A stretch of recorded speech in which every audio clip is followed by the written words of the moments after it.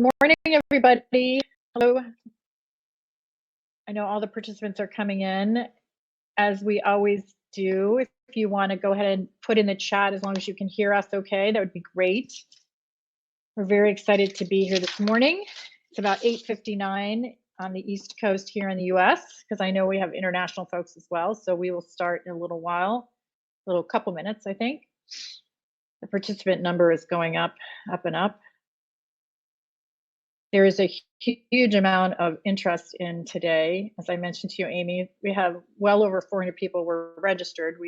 A lot of people register because they want to watch it later, and so they get the replay link. But I know that we will be getting a lot more folks on here soon. So we're just going to give it another minute, like maybe start at 9:01, and then I can do my intro. Okay. And you look so bright and airy. I feel like it's a little bit dark in here, but I've turned all the lights on. I was actually thinking maybe not. So maybe it's okay. There we go. Now we've turned all the lights on. That's a little better. Okay. So as I mentioned if you guys want to say good morning in the chat, let us know you can hear us okay.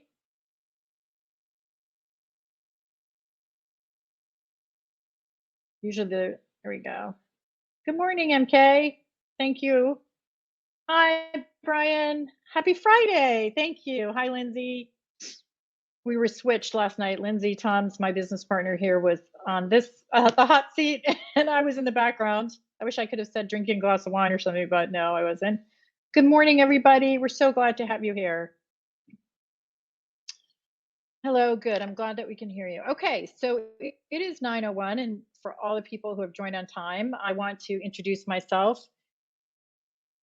And Carolyn, yes, for everybody to know, this will be recorded as always, and we will share the link afterward, and you can always go to our website. There is an events section with webinars and all of our past webinars, the slides where those speakers made them available, as well as the recording, are all going to be put on there. So my name is Debbie Rosen. I am the founder and one of the owners of Study Pro. Lindsay Toms, who is moderating the chat, is behind me, and I will be introducing our esteemed guest here, Amy Killy, in just a few minutes. But I wanted to just talk for a second about who the Study Pro is, because we are new to some of you this morning, and welcome for those of you who are new to this series. We are an executive function and study skills center. And what does that mean? That means that we focus on the process side of school, and where students especially need executive function are all the things that you see here in the right. What we talk a lot about is that executive functions, of course, are developmental. There are those things that develop in the prefrontal cortex that help you to make and achieve a goal and work toward that goal, whether it's short or long term. And we see these as missing skills. And one of the things we talk a lot about in the webinars, you can see that if you ever look, we do our own webinars. We talk about how we really want to just help kids build strategies if there is a gap in any of the things that you see here on the right. And know that whenever there is that kind of barrier of staying focused or missing work or chunking things or setting goals, that we can address that with a strategy and put them much more in control than where they were before. So it's a lot more than just really having planning and organization. It is much more about helping them understand and recognize where their barriers are so they can move forward. We do a lot of things, and you can find out more of that on our website, but we approach it really in 3 ways. And some of it's about teaching the skills, some is really about personalizing, and some is about actually practicing those skills in things like getting your homework done and writing. I also wanted to share, we do a lot of free workshops, and we have a couple coming up this month. For those of you who have middle schoolers, we have a free writing workshop, how to get unstuck and write. A lot of times it's about kids. I hear from parents that students can verbalize their ideas, but they have a very hard time when they try to get them down on paper. some folks, some students in particular, have challenges when it comes to the process of writing. So they may wait too long. They may not know how to get started. And so we really want to help them address that with this free writing workshop on April 16th. And we also do the same workshop. We're going to be doing the same workshop for high schoolers on May 7th. So that is not out yet, but I will send an email uh, today for the May 7th one. But you can mark your calendars if you have a high school student. And then, um, and yes, Maggie, this is the anxiety workshop. We're just sharing a little bit about Study Pro, and then we're going to turn that over. And then we also have a the same type of workshop, which is growth mindset based for fourth and fifth graders, and that's going to be on April 30th, Saturday, April 30th, from 1 to 2:30. So just wanted to make sure that everyone's aware of those. You can email info@thestudypro.com for any of the information, or go to our website. And the last thing I'll share is that we also are starting our next cycle of study skills courses that are going to start on April 24th. And we will also offer them, as well as writing support, one-to-one, and courses all summer long. So if you want more information about that, you can, again, email info@thestudypro. But now I feel like I've been waiting all of my life for this, Amy. There you are twice, both in person and in the picture. I'm super excited about you being here. And thank you. If Maria Zamiti, you are on, Dr. Zamiti, thank you for introducing me to Amy. Amy has dual roles. One is that she's in private practice, and the second is that she's the clinical director of the Helix Center. As I mentioned to her many times, I know that for several years, through kind of my son's middle and high school experience, I just would have died for something like this. And just to know that I would be able to understand really what the right approach is when he was calling from school saying he really wanted to come home, or there was a lot of anxiety going on that became really a central aspect of our life. And I know that's what you're going to talk about today. And you have such a rich background as a high school counselor at independent schools, but also, as you see here, having won several awards and speaking nationally, and NPR, PBS NewsHour, and all the presentations, book clubs, podcastings that you do. I also want to mention that space is not the only area that you're certified, and you'll talk about this, or you're working on certification, but also in DBT, which we participated in with my family, dialectical behavior therapy, for those of you who do not know that, but also GPM-A, which is good psychiatric management for adolescents. And so, we appreciate your dedication really to all of these modalities, essentially. And I know that everybody here is really excited to hear what you have today.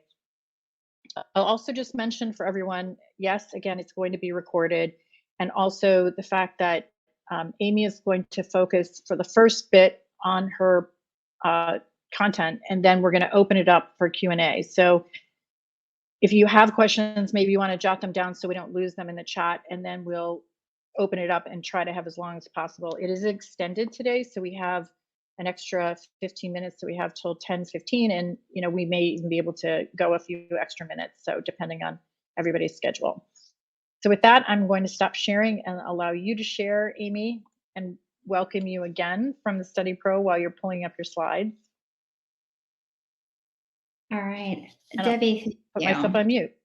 Okay. And Debbie, as I'm going along too, if questions come in, don't hesitate to stop me. I'm happy to sort of stop, but I'm also will really try to get through all of my notes as quickly as I can, so that we can get into conversation, because I really think that that's often where the richness comes from. So I really appreciate the introduction. It's also really lovely to hear all the good work Study Pro is doing for our community. It was really nice to have such a great resource. As Debbie said, I'm Amy Killy. I have worked in schools for over 20 years in independent schools in this area. And over time, I started building a small private practice. And it was during that time that I learned about space. And I'm excited to be able to share it with everybody. I think it's a really great approach to parenting. And Mostly because it really actually makes sense. I think as I talk through, there's nothing complicated about space. It's actually really, um, I think it's really gonna resonate for people, and so my hope as we talk through this, even if there's bits and pieces that you take, even if your kid is not like full blown big A anxiety, there'll be pieces that you can take to parent your kid in a way that feels calmer, and more supportive. But just a tad more about myself, and then I'll jump in. I was working in schools. I started my small private practice. I got trained in space, and then this past summer, I got a call about Helix Center, and I had no intention of leaving the work that I was doing. I actually really liked it. I actually really liked working in schools, but the whole premise of Helix, I think, is also really compelling. It's an intensive outpatient service out of McLean, and it's really unlike any other program out there. It not only is evidence based and provides really good therapeutic services, but it's also not cookie cutter, and it's really individualized. But there's a key component, which is that the parents have to be involved. And um, and I think that piece of understanding how we impact our kid and our kid's mental health, even out of like the best intentions and out of love, is a really compelling piece to what Helix provides, and is really the piece that drew me in.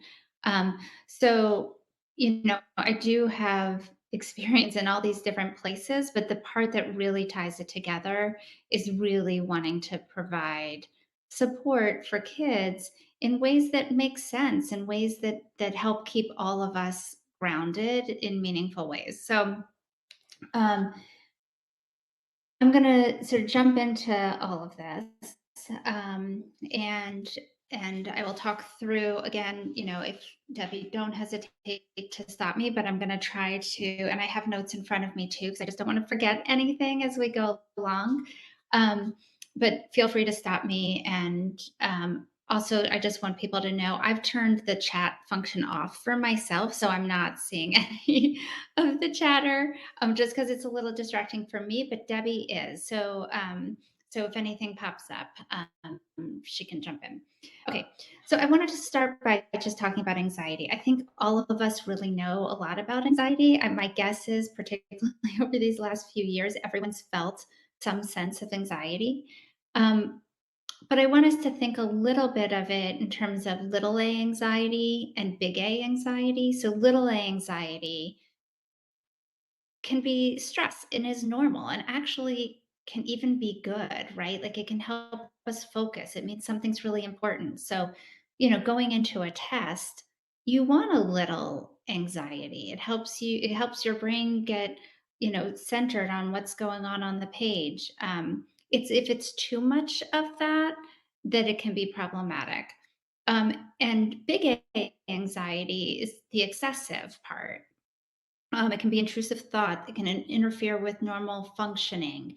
Um, there's a fear piece without reality. And so, stress, the little a anxiety piece, there's a response to that trigger, and that trigger could be external or internal, but the level of that stress is in line with whatever the trigger is that's causing it. Big A anxiety is often a response to a fear or uncertainty. It could be real, it could be perceived. Um, and that trigger often, or our anxiety takes that trigger and turns it into something bigger.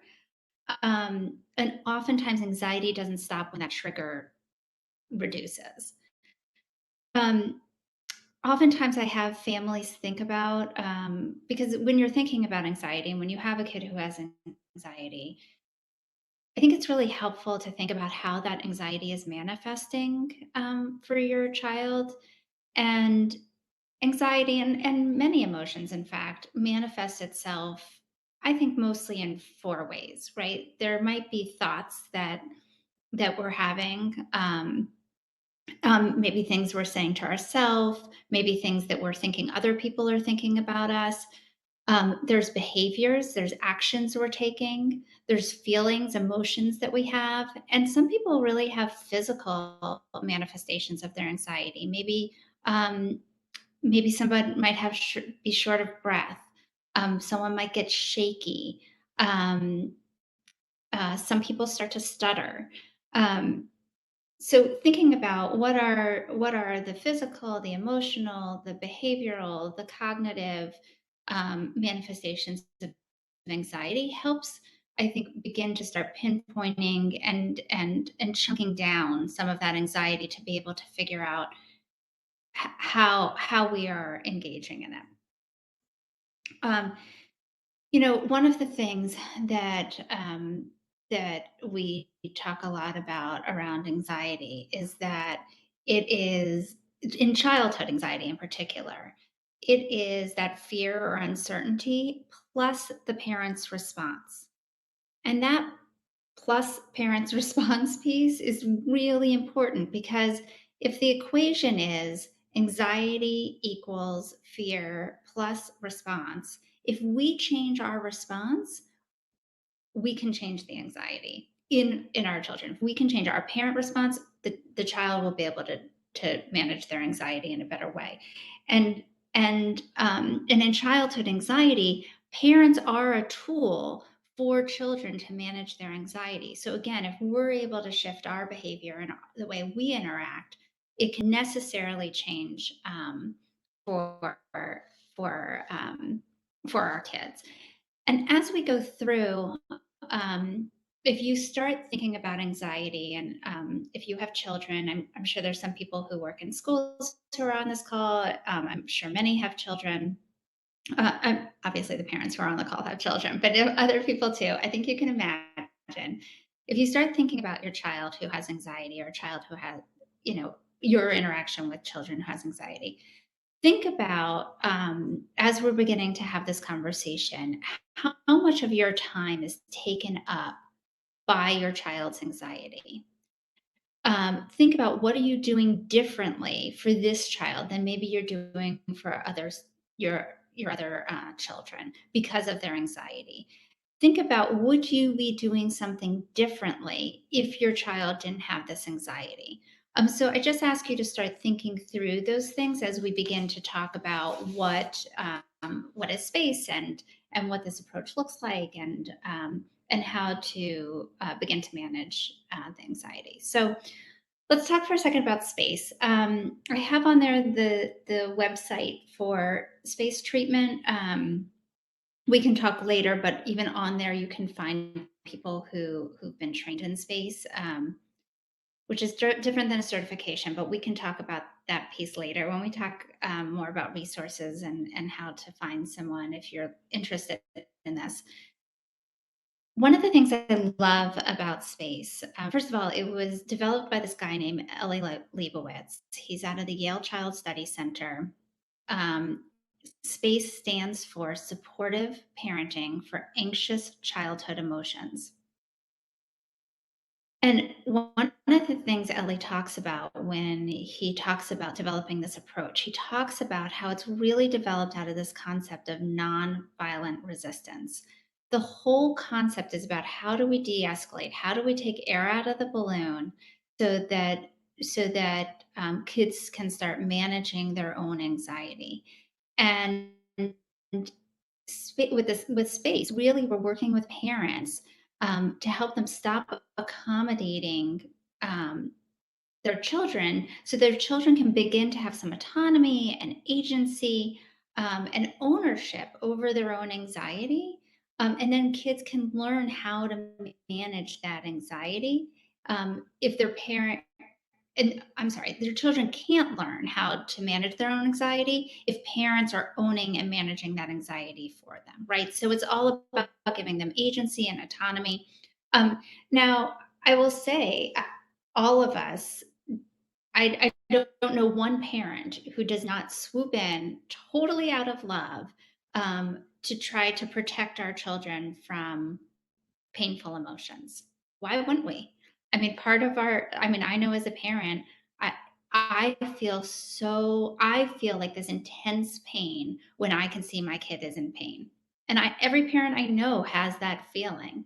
But the problem is if we are owning and swooping in and taking over that pain for them, we're also swooping in and taking away those good emotions that they can have also. Um, so for example, if you're always helping your kid with their homework and helping him, write an essay, let's say. In the moment, it helps your kid not feel so anxious and overwhelmed. And then they turn it in, and let's say they get back and it's an A. The problem is they also don't get to feel that reward or pride that you get when you've worked hard and then someone has acknowledged it. They don't get to feel that feeling. So it does lessen the anxiety for the moment, although we'll talk about it because it actually increases it over time. But it lessens it in the moment, but also it really takes away this important piece of also being able to feel those good emotions too.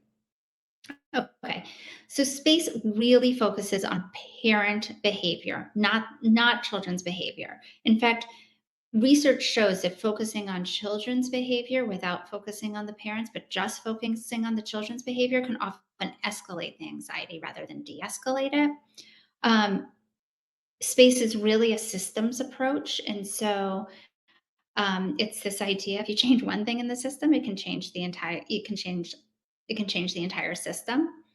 And one of the really interesting things about space is they have found in their research that even if the child does not participate in any treatment themselves, if parents who have anxious kids participate in space treatment, their children's anxiety begins to go down.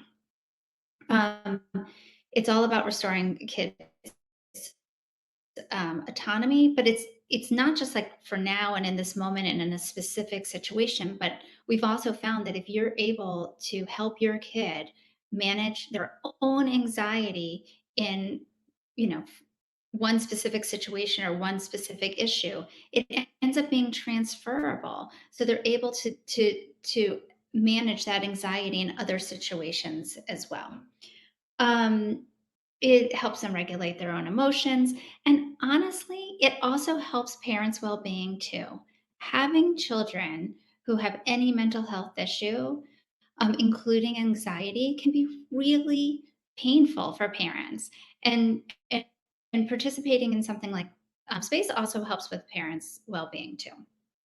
Um, okay, so there are two main changes that parents learn to make in space treatment. One is to respond more supportively to their anxious children. We call those supportive statements.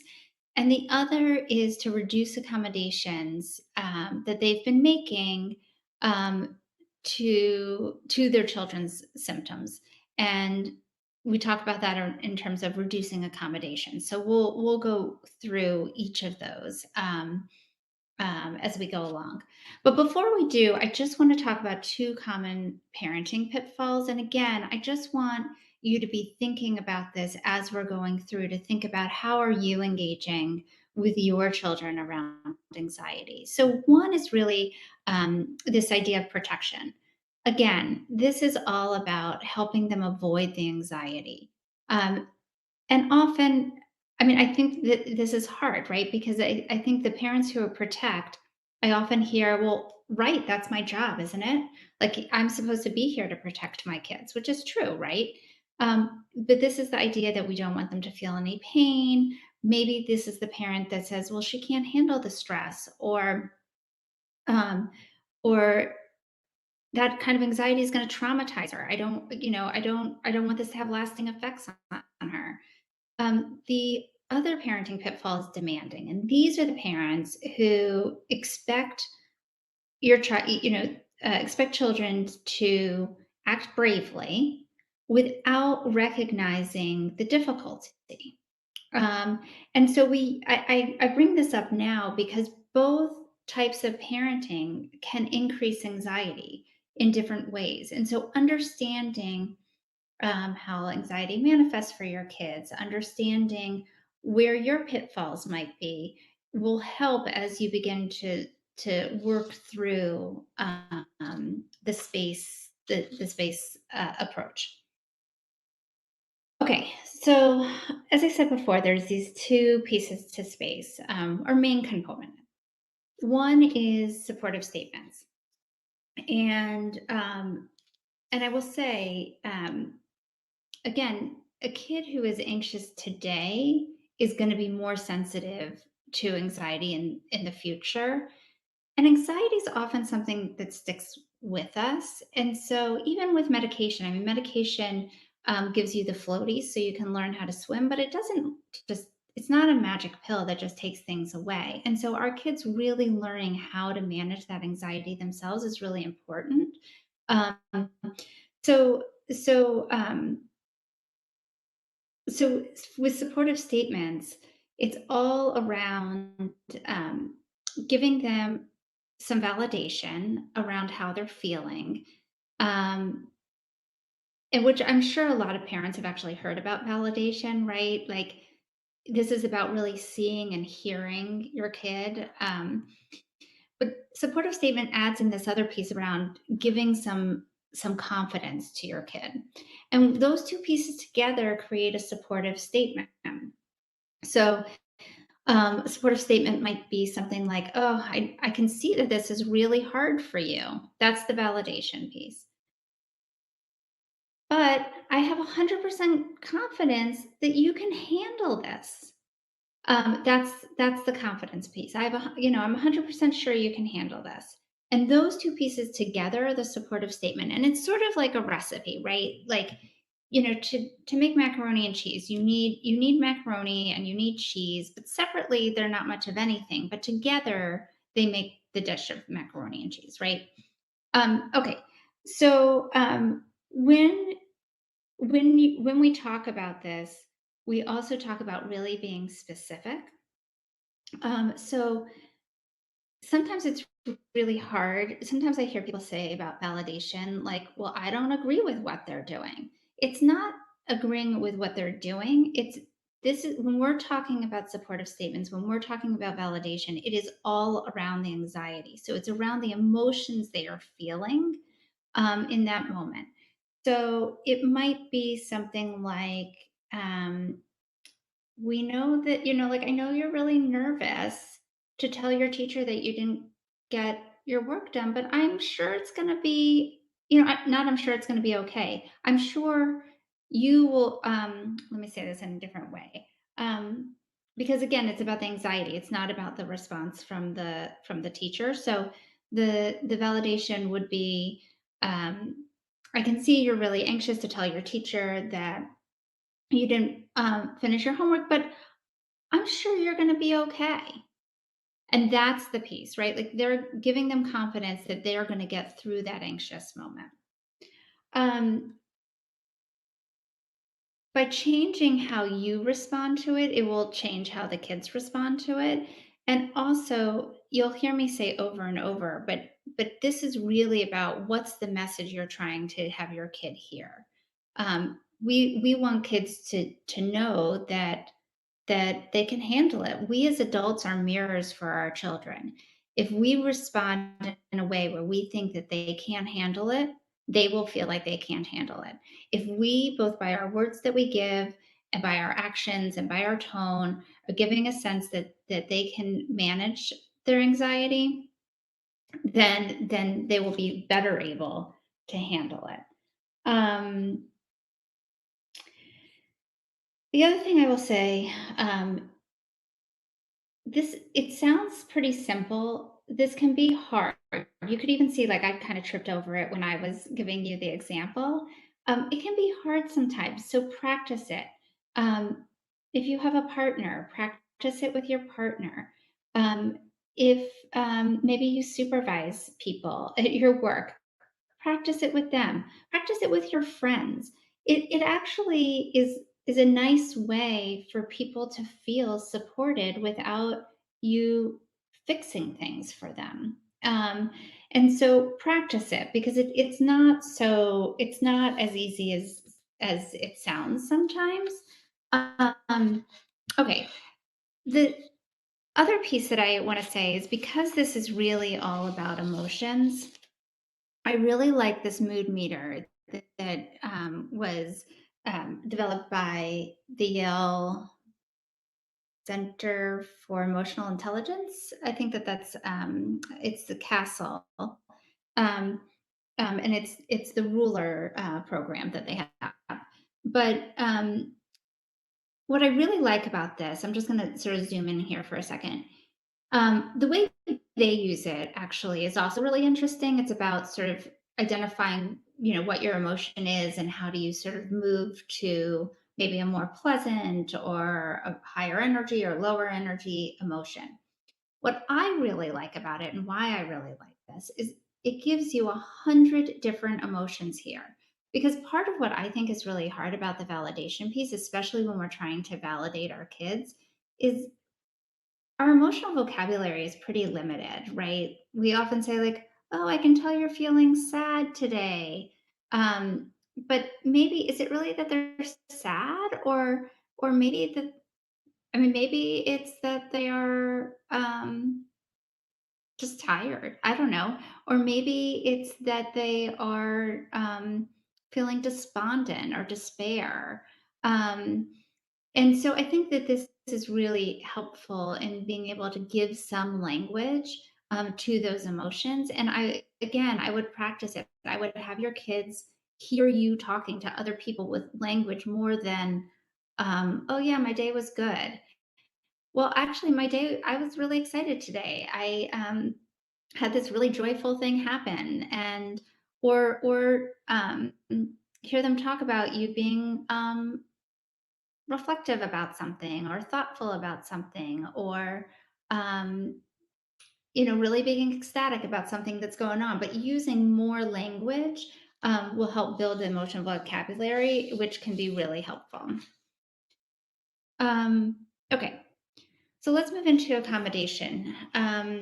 Accommodation is the term we use to describe the changes we make, that parents make to their own behavior to help children avoid or lessen feelings of anxiety. So that's really right. Like these are the behaviors that parents take on to try to absorb their children's anxiety.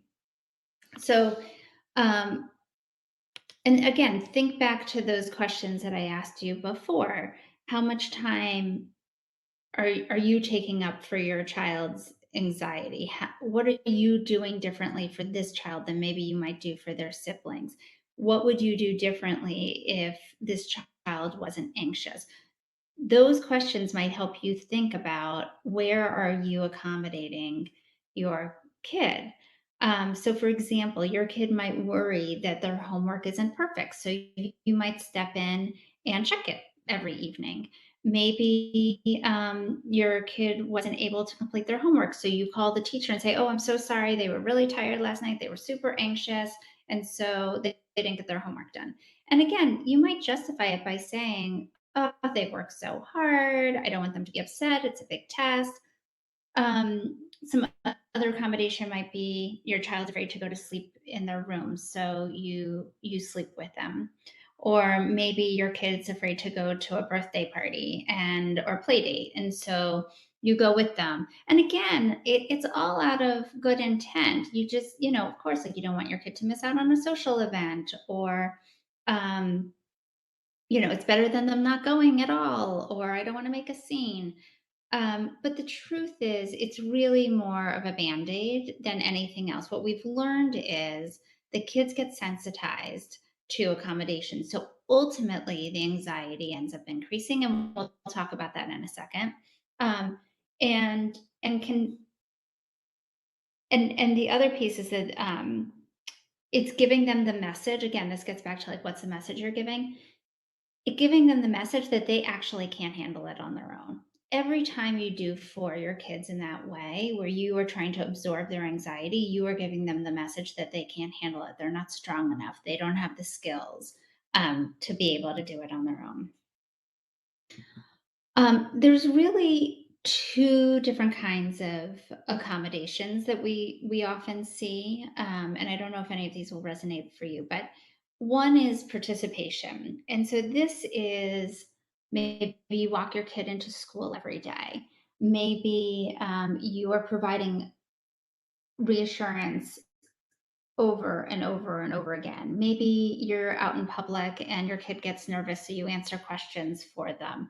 Maybe you sleep in the same room or in the same bed with your child.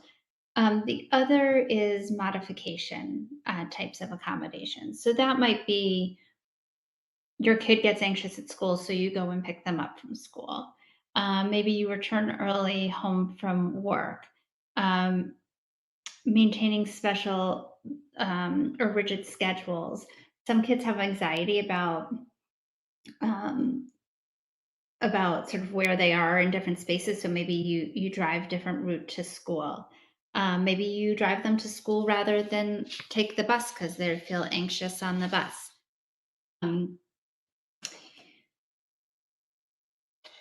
so um, what I'm going to show you here is how distress can turn into this cycle that actually increases anxiety. So let's say you have a situation like a kid is scared of going to a birthday party alone. And so you accommodate them. You say, okay, let me just stay at the party with you. And like your thought in your mind is like, I haven't seen my friend for a long time. I can help her with the party in the kitchen. It's fine. It's not a big deal. And honestly, what happens is that in the short term, there's a reduction in the anxiety. And the child is able to go to the party and it's okay. But then there's this continued dependence on parents. And actually, what happens for the kid is that the fear increases or maybe even broadens to other situations. And um, now needs them to come with them and stay at parties longer, or maybe needs them to stay outside, or maybe it's at other social gatherings. You might find that the proximity that kids need to the parent that's accommodating gets closer and closer, and so as a result, it just increases this cycle and it spirals up. Um, Okay, let's just see here. I just want to make sure that I'm not forgetting anything as we're going along. Oh, I always get this question about like, isn't there helpful accommodations? Like, aren't some accommodations helpful? Yeah, absolutely. There are some accommodations that can be helpful, but the accommodations, what you need to be thinking about is, are you helping your kid cope um, with their anxiety? So if you are accommodating them in a way that teaches them how to manage their own anxiety, that's fine. Um, but and you need to think about where were you one step before and where are you wanting to go one step after. So for example, let's say your kid is afraid to sleep in bed by themselves and so they keep coming into you. A helpful accommodation might be walking them back into their bed, sitting them with them for a couple minutes until they relax so that they can go to sleep. An unhelpful accommodation would be sleeping the whole night with them. Um, so so again, just thinking about what is the message you're giving your kid and what is your ultimate goal. Um,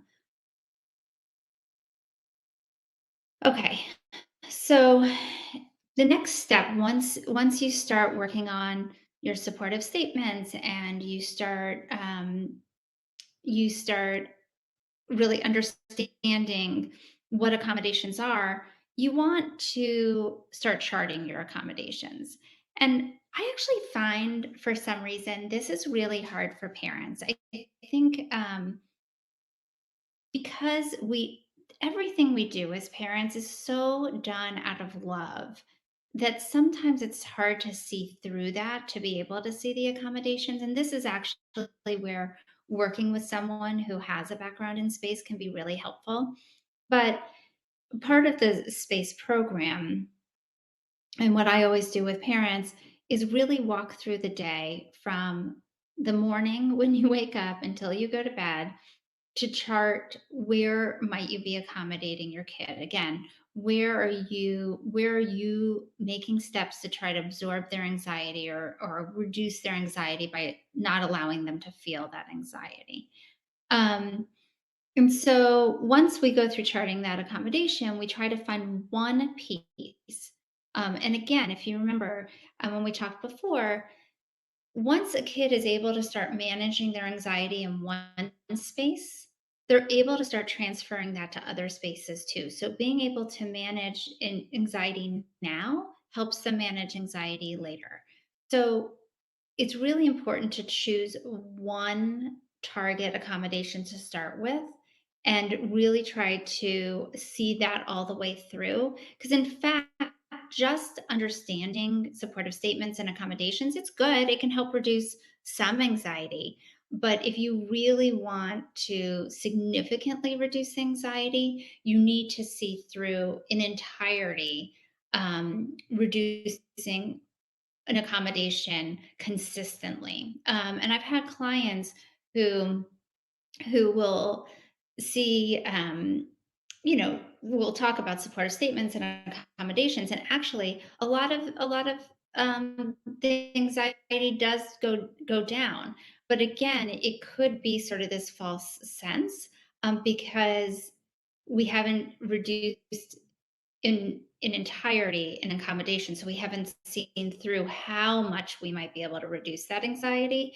So it's really important to choose a target accommodation. But when we're doing it, we want to choose something that happens frequently, right? If someone has a fear of flying, trying to work on accommodation for something that maybe only happens once a year, maybe once every 5 years, isn't really going to have the impact over something that's happening consistently every day, every other day. Also, you want something that you can control. This is actually not about your kids making any changes in their behavior. This is totally about you as a parent making a change. So, for example, it might be that it's not about having your kid not call you at work from school, it's about you not answering the phone when you're at work. And also, it has to be something that bothers you. Like if it's not interfering in anything, it's going to be a hard accommodation to try to see through. So it really has to be something that bothers you that is really interfering. Okay, so when we talk about coming up with a plan, we really need the plan to be detailed and specific. Um, so think about what is it that you're going to want to do, and honestly, when you work with someone um, on this approach, you will come up with a whole we will like write up a whole plan. We will think of every little thing that could happen. So what is it that you're wanting to do? When are you going to want to do it? Again, frequency matters. So if they aren't ordering for themselves in a restaurant, that's kind of a hard one to start with if you only go out to eat once every other week. But if you go out to eat, I don't know, 3 or 4 times a week, or maybe like go to Starbucks to order a coffee or go and get an ice cream after school, that might be more manageable. But if there's not opportunities for you to practice not accommodating your kid, then it's going to be too inconsistent and that could actually increase their anxiety. Who's going to do it? Who is responsible for reducing this accommodation? Is this just something mom needs to do, or both parents need to do things differently? Is it different for each parent? Um, what are you going to do instead? And again, what are you as the parent going to do? Not what's the kid going to do. The kid is can figure out whatever they want to do, and actually how they respond might not be how you want them to respond. And so we'll talk through that too around what are all the things that could be really challenging, and then how much and how many times. Again, there's different ways people go at this, and it might be um, reducing accommodation might not be going totally cold turkey. It might just be a gradual reduction, and that's fine too. But being really clear about that plan is super important. And so um, we also will talk through what is every possible thing that could happen, any imaginable challenge, and how do you think the kid's going to react? What's the worst case scenario? Um, what? So, for example, if you stop checking your kids' homework, what if their grades go down? How are you going to respond? And making sure that whatever you come up with to deal with your kids' anxiety um, is something that doesn't create another accommodation too. And then the other piece is also engaging supporters. You can use other people um, to be helpful. So, for example, I recently had a client who her son was calling her all the time from school saying, I can't get through school. I need you to come pick me up. And she would feel terrible. And then she would also feel like, well, if I don't answer the phone, what if something terrible happens? And I really should. And the kid was going to the school nurse because that's how you had to call the parent, like you had to go to the school nurse. So she engaged a supporter, the nurse. And so she said to the nurse, listen, can you just call me or text me and say, like, if I need to pick up, can you just say to me, can you text me and say you need to pick up on this one? Then I'll know that it's a really big deal. But if it's just a call, I just won't pick up. And then when she was telling her son, she was able to be really clear with him that she's not going to pick up the phone unless she knows that it's actually an emergency. So using supporters can be really helpful. Okay, then then it comes time to informing your child, um, and in space, and this part often feels really awkward for parents, but I think it's a really key important piece is to inform the kid.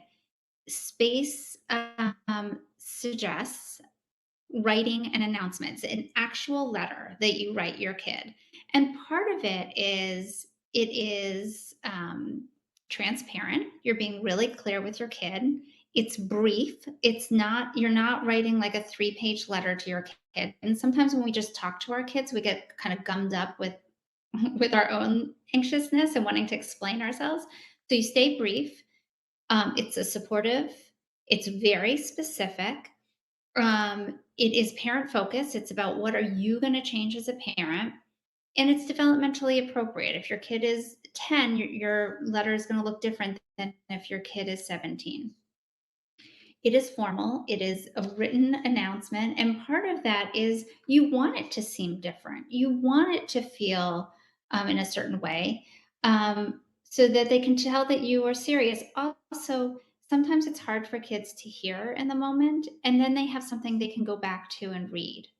And I would, we always suggest, this is not something you do in the moment where your kid is feeling really anxious. Choose a time that is, there's not a lot of distractions, where energy is, calm, low stress. Again, your tone of voice really matters. What's the message you're trying to give your kid? Um, and I always tell parents to practice it out. I often have parents in my office practice it with me ahead of time, because the more calm you can be in this moment, the more calm your kid is going to be. Okay, so the actual letter. Oh, whoopsie.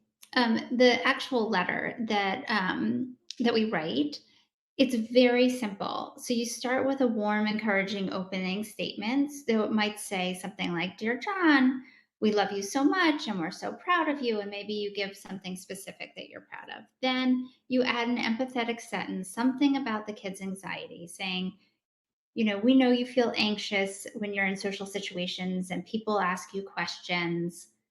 And then you say how your behavior hasn't helped. So you might say something like, we realize that our behavior talking in your place, ordering for you, has actually not helped you overcome your anxiety. And then you describe what you're going to do differently. So it might say something like, therefore, we've decided that from now on, we will not talk in your place. We will not order for you at restaurants. And when people ask you questions, we're not going to answer for you. And then you end with some sort of supportive statement. Again, remember the recipe of the supportive statement. So might say something like, this might sound hard at first, but we're 100% sure you can handle this. It's not a punishment because you did nothing wrong. This is our way of helping you overcome anxiety. So that's what an announcement might sound like. There, um, I'm going to skip over this one.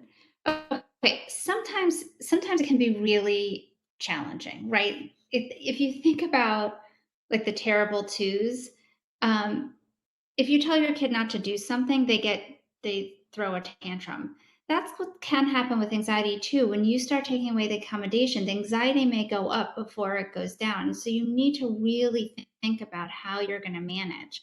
And think again about that nonviolent resistance. Think about um, what you can do to sort of take some of the air out of the balloon. And remember that the plan only actually requires the parents to do something, not the kids. So you might go out to a restaurant, for example, and not order for your child, and they might not order too. So they might not eat that night. But that's actually okay. They might come home, they might get a granola bar that night. That's okay, because it's about not ordering for your kid at the restaurant. And the less you respond, the more quickly the emotions subside. And if you think about, I always say to parents, this is part of why you want it to be brief. If things begin to rise, just disengage and distance yourself from it, because it's sort of like a ping pong game. Like as soon as you put the paddle down, the game's over. And they might not want to listen to you. They might become anxious and upset. They might become angry. They may argue with you. They may even ask some valid questions, and you're welcome to answer it, but don't continue the ping pong game if the game's over. Just put the paddle down and walk away. The other thing is sometimes they get into this emotional blackmail a little bit, like, trying to say, well, you must not love me. That's a big one, right? Like, you don't care about me. It's really important to remember that children don't feel love by getting what they want. They feel love by getting what they need, right? Children don't feel love by getting what they want. They feel love by getting what they need. So really thinking about what is it that you want your kid to have in the long term. The other piece is it can get really hard, but it's really important to see it all the way through, because if you begin to pull back and start accommodating again, then it's really saying to your kid, we really don't feel like you can manage this. And then their anxiety can really go up even more. And that's why picking what that one target is and being able to see it all through, we always say we start with something small but meaningful, because every time you take one little itty bitty small step, it can have greater gains out in front. And again, just recruit some supporters, right? Figure out who else you can use that can help you as you move through this. I'm gonna skip over the implementing the plan piece for right now, and just leave some last remarks that I just want people to remember. One piece is childhood anxiety is fear plus the response from the parent. If you change your response, you can change your child's ability to manage their anxiety. The other piece is this piece around validation. If you can validate, and again, validating their emotion, their feeling, and give them the sense that you have faith that they can get through this, that is the kind of support that has an impact. And always be thinking about what's the message you're giving your child.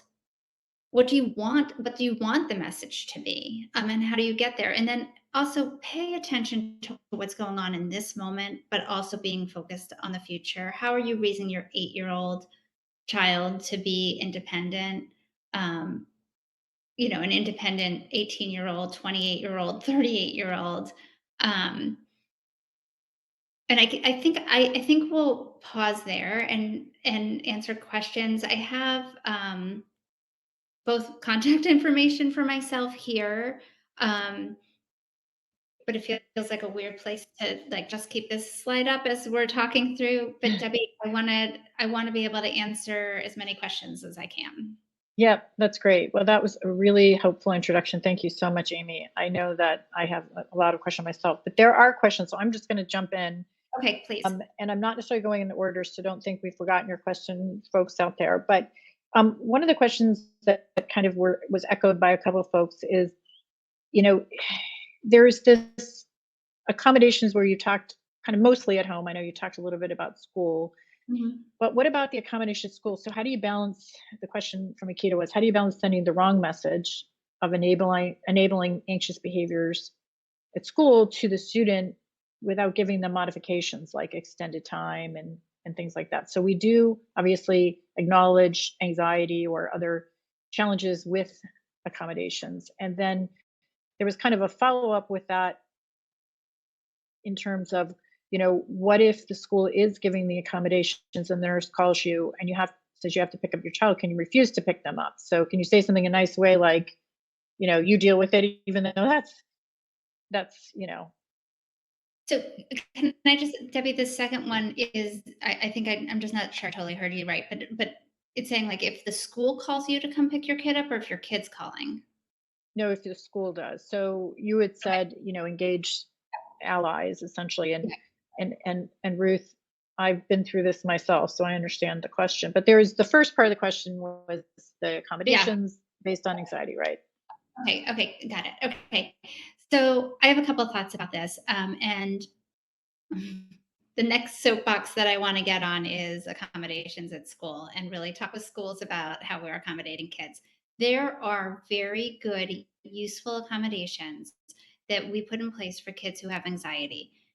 Not all accommodations or not all anxiety is exactly the same and it doesn't manifest the same way. So giving like a blanket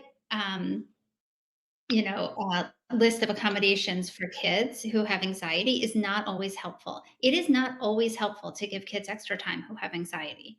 For some kids, it gives them the time and space to be able to process the information because a lot of times processing speed decreases when anxiety goes up. But for some of the perfectionist kids, all it does is it increases the amount of time that they are obsessing over the stuff that their test. So it's not actually always the best thing to give them extra time, but it is for some kids. For some kids, having a separate location to be able to take their test is really helpful because they don't have the distractions of other kids or worried about how fast they're going through the test.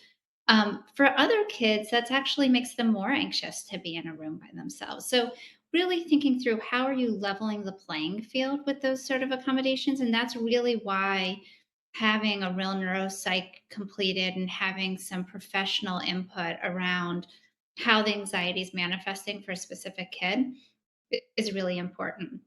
The other piece that I will say is um, teachers get caught up in this accommodation piece the same way we do as parents. So there are the accommodations that are put in place for standardized tests and accommodations that are recommended by psychologists who do psychoed and neuropsych testing.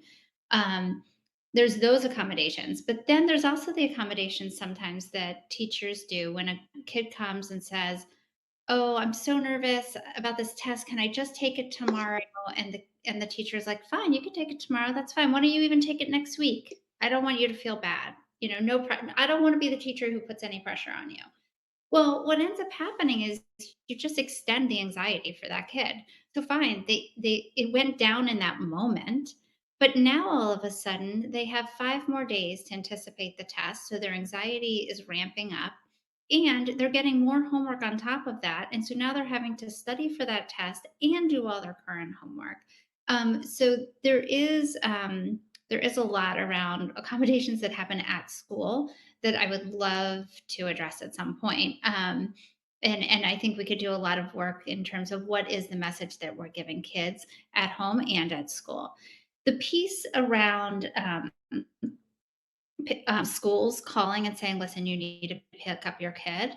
I would really be having a conversation with schools. Listen, some schools don't have the capacity to be able to handle kids who are having panic attacks or handle kids who are not able to what they often call like doing school.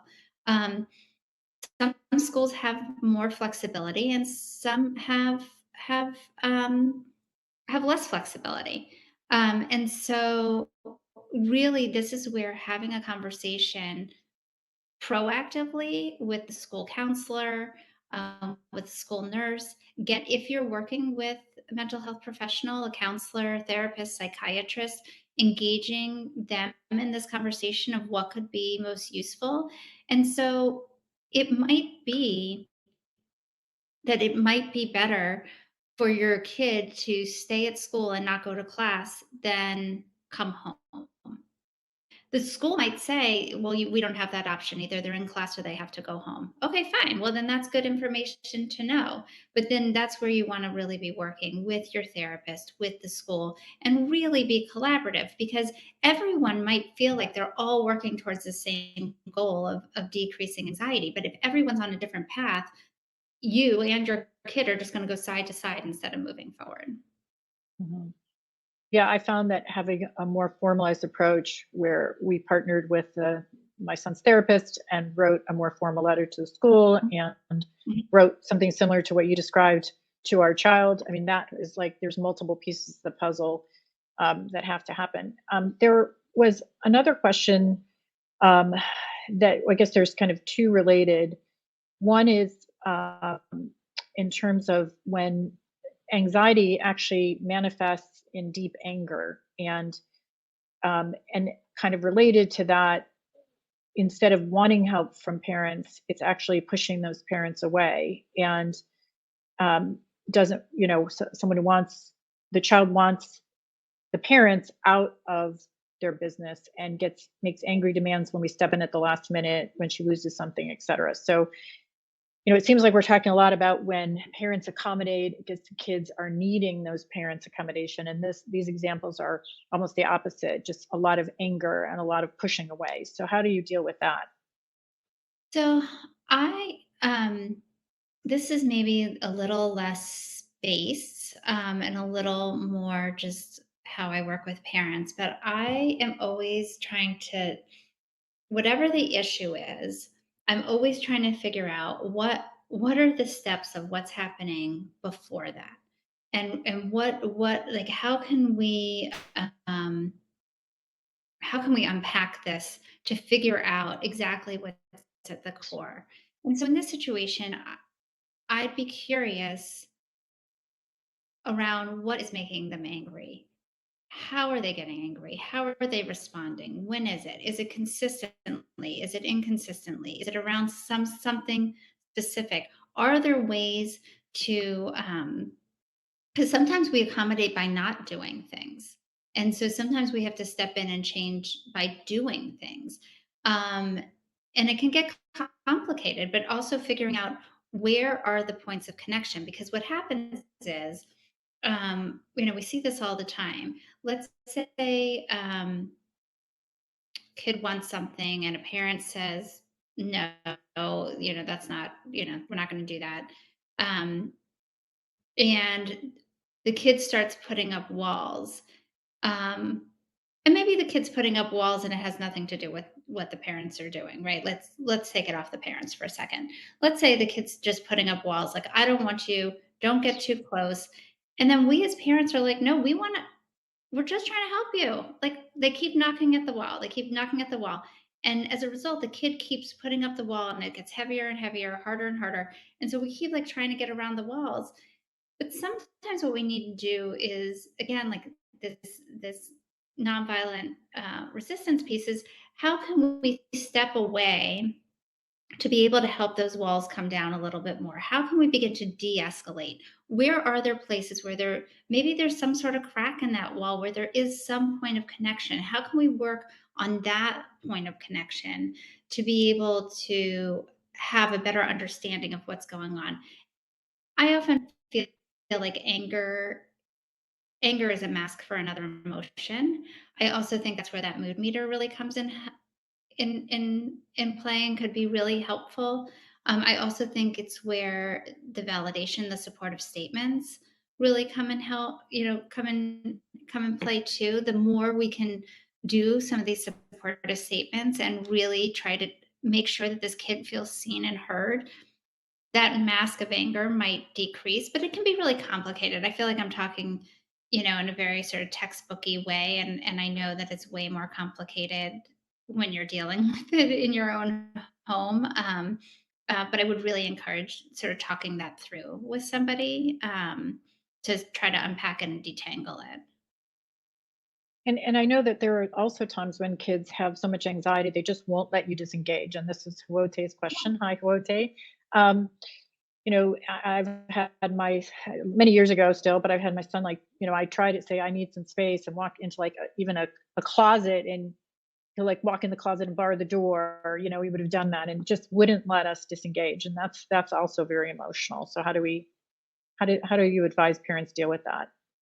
Listen, I mean, there is sometimes the kids, it's the hook of anxiety. And so it's why we talk about having a supportive statement, but only saying it once and then walking away, and really thinking about what can you do? If you put the paddle down, the ping pong game ends.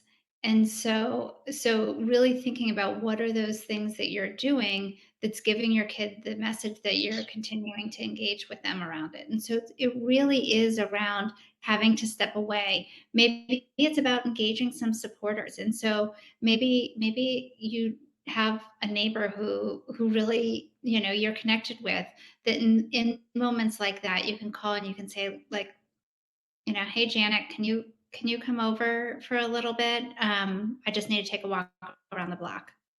And so you can just say to your kid, like, "Listen, I know you were really anxious about going to school tomorrow.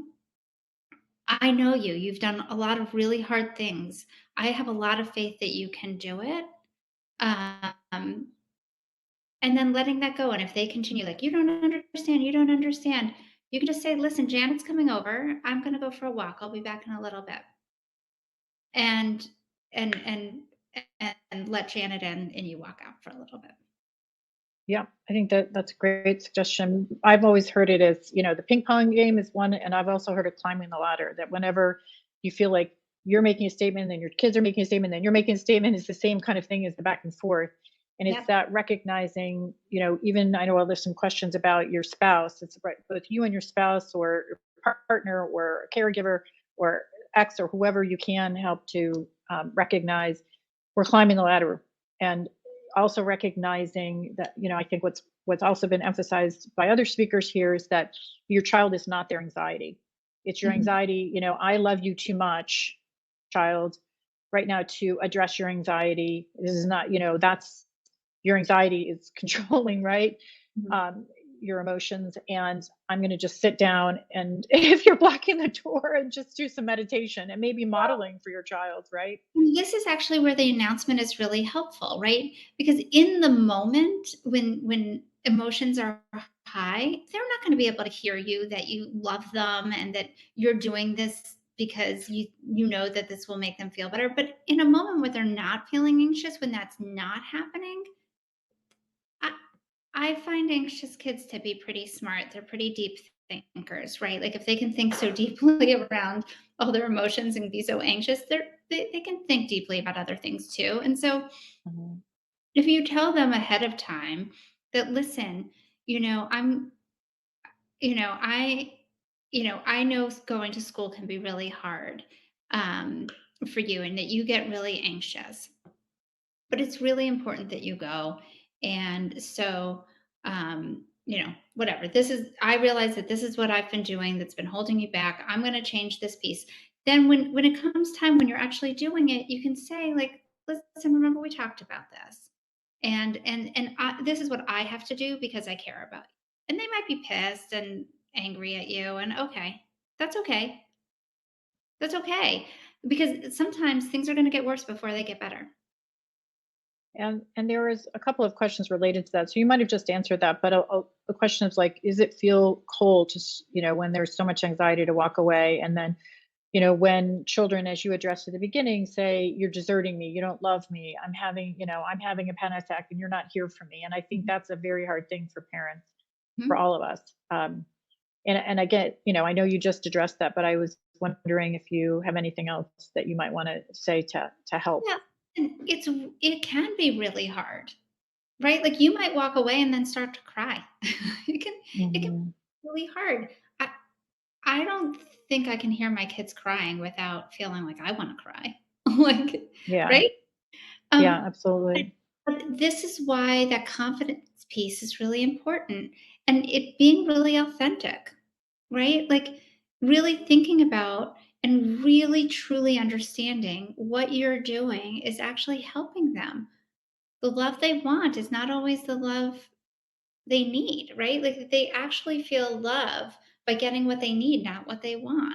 And um and I think the more you understand that, the easier it is to do, because you actually have that confidence to walk away. And the other thing Yeah, that and I I would say go on. too around that is, this is why don't blanket all the way across and stop accommodating everything. That would be a disaster for you and for your kid. Pick something very small, very doable, something that's frequent, something that you feel like you can manage, something that matters to you. Sometimes I say to parents, start with the thing that's irritating you the most. Like, you Mhm. know, sometimes people don't want to start with sleep, the sleeping in the bed with their kid. They're like, well, I like sleeping in the, that sometimes I'll hear from parents like, oh, I like sleeping in a bed with my kid because I need to know whether they're sleeping or not. And it would make me feel like I wouldn't like that. So I was like, fine, don't start with sleeping in the bed one. Start with the one around answering for your kids out in public. Mhm. Yeah, and it's also important to remember with, I think, a lot of these questions that we don't want to, and you can tell me if this is right, just take bits and pieces of what you're saying. This is really an entire approach, right? This is an Right. entire approach that, it's not just about writing the letter, really. It's about following the steps that you shared in this approach, because that will help not, that will help ensure that that their child is not surprised by you walking away, or the school isn't surprised by you saying, hey, I don't want to That's come and pick them up. That's right, that's right, and again, like, whatever you decide where you wanna start, anyone you work with who helps you through this process will help you take some steps ahead of that, to both figure out how to narrow it down, but also to gain the supporters that you need, and to help it be as successful as possible. And it's not like, let me see if I can go back. It's not like, if you do these things around, like, really understanding what childhood anxiety is, and really put into place supportive statements, and begin to really think about what's the message you're giving um, your kids. Um, it's not like those things won't help, but if you are really trying to reduce a specific accommodation, you don't want to just cherry pick, because what can happen with that is that there can be this inconsistency that can actually increase their anxiety, and that, obviously, we don't want that for anybody. And there's a few questions that are really related to, things that I think are very sad for all of us, which is when a student will quit, say, a sport or an activity, or a student will not socialize because of their anxiety. And then we as parents, do we just back off, and therefore they're not doing the sports, or they're not socializing? How do we handle those situations? Yeah, I hear this one an awful lot. And again, I would want to take some steps back because I would want to know what's getting in the way. And are there other things that they would be interested in doing? And maybe, um, some of this might be thinking about what are expectations that you have in your household, and what and having your kid, depending on how old they are, um, have some say in what they do. Some households say everyone has to be part of some extracurricular activity every year. You get to choose. We're not going to choose for you, but you have to choose. Um, and also, again, figuring out, like, let's say they're having an anxiety attack before going to soccer every single time.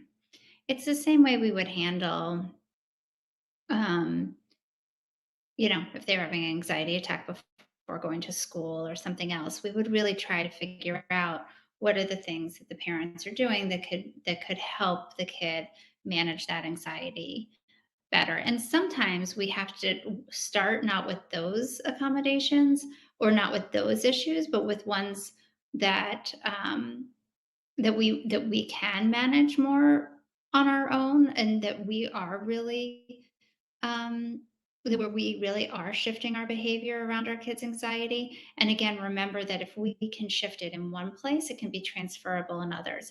So sometimes the piece that might be sort of the thorn in the side for the parents might be that they, won't go to ice skating class.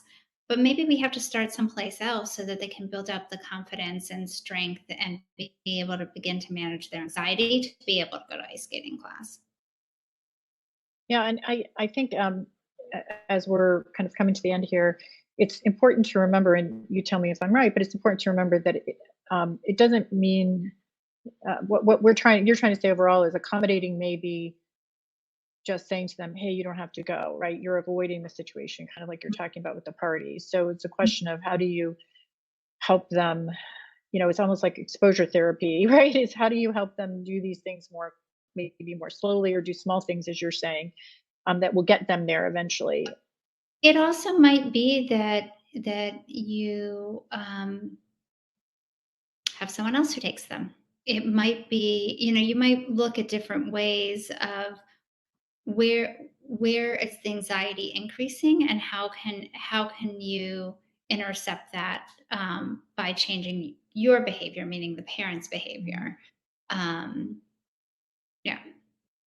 And I think just to end, I know there was one final question about the best reference sources to learn more about space, and you had that information up there, space.net, Yeah.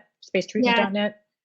But also, I should have had my book right with me. I don't have it. Eli Lebowitz has this great book called, Breaking Free of Anxiety and OCD. I think that's what it's called. It's Lebowitz is his name. That Yeah, book, it's an easy read. It is comprehensive.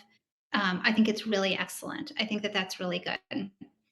great. And I The will include that in there. I'll Okay. include the space treatment in that book and Dr. Beckett's book. Oh, yeah, yeah, yeah. And what I would say too, just one, I think I sort of touched on this at the beginning, but that spacetreatment.net does have a list of everybody who has been trained in space. But what they've found is there's all these people who've been trained, but maybe haven't been practicing it, and they don't know who's like doing it well and who's not. So they've just recently started a certification process. And so I and that list isn't published, but I can help people get connected, to people. I am the only one in this area who's getting certified right now, but, um, as far as I know, I should say. Maybe there's others now, but last I knew, that was it. But there's people around the country who can see people in the DC area, um, too, and the people who are getting certified are getting weekly supervision around this. and have to go through a certain number of cases. I also know a number of therapists who are getting regular consultation. So even if they're not certified, they're not just trained. They've been so like I'm part of a whole group that meets with Eli Lebowitz every other week. And so, there's all those therapists too that are getting regular consultation. So I'm happy to sort of help people get connected to other therapists too. Yeah. And there was a quick question. I'm sorry if I didn't answer that about is OCD anxiety based. The answer is yes, but you can get that when you read the Breaking Free of Anxiety and OCD, hopefully. Mhm. Amy, we cannot thank you enough. Thanks for going over 4 more minutes than our allotted time. I'm sure you'll be getting a lot of emails. This was really fascinating. And I know there's a lot of anxiety out there and it's increasing, of course. And we're all doing the best we can as a community to try to have more of these types of I'm sure we're going to be inviting you back next year, so we're going to have to get something on your calendar. So thank you Thank you. so much, and thanks for all the amazing questions from our audience, and we will send all these resources out and the replay by the end of the day. So we really appreciate everyone being here. Thank you so much for the 100 people that are still hanging in there. Yeah. Amy, enjoy the rest of your day. We really appreciate Yeah. it. Thank you so much for having me. I appreciate it. So long, everybody.